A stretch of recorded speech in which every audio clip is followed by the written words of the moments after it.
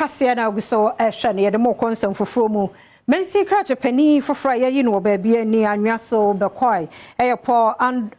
ado ene wo se wo beko atia Galamsey no na ya agensemu ni nyina so oni Adom TV Kasee edi nkomoyi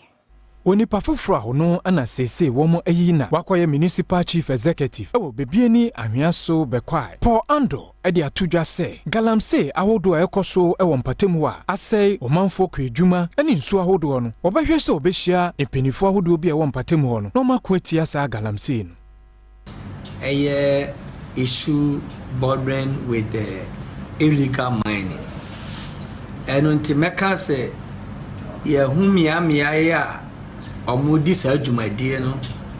na me no ka se nyame ya adoma music trance na ya hwe sa no omani nyina ede asomdwie ani mpunto be ma mansine no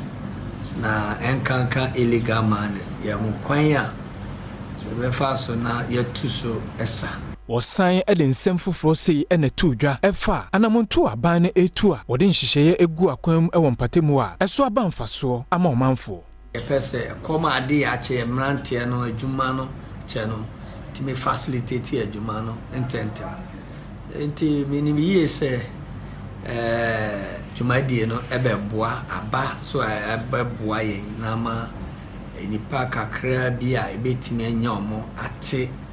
unemployment rate in so no artists.